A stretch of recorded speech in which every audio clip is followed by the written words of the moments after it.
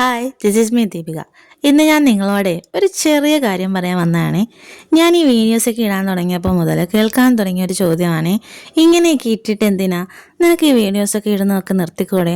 ആരെ കാണിക്കാനാണ്? വല്ല പ്രയോജനവും ഉണ്ടോ? ഇതൊക്കെ ആരാണ് കാണാൻ പോകുന്നത് എന്നൊക്കെ ചിലർ കളിയാക്കി ചോദിക്കും, ചിലർ സത്യത്തിൽ സംശയിച്ചും ചോദിക്കും.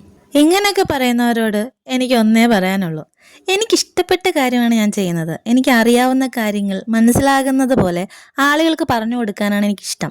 ഞാൻ തുടക്കത്തിലേ പറഞ്ഞു, ഞാനൊരു പെർഫെക്റ്റ് വ്യക്തിയല്ല, ഞാനൊരു ജൂനിയർ അഡ്വക്കേറ്റ് ആണ്.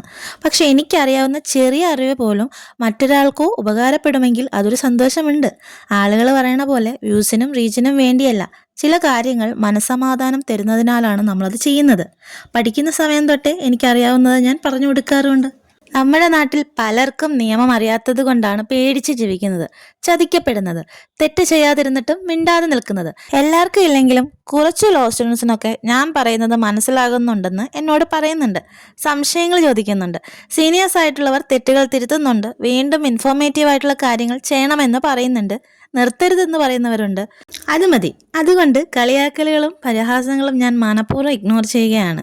ഒരിക്കലും ഇതൊരു കണ്ടന്റിന് മാത്രമല്ല, സാധാരണ ആളുകൾക്കും ലോ സ്റ്റുഡൻസിനും നിയമം മനസ്സിലാകുന്ന ഭാഷയിൽ പറയാൻ ശ്രമിക്കുകയാണ് ഞാൻ.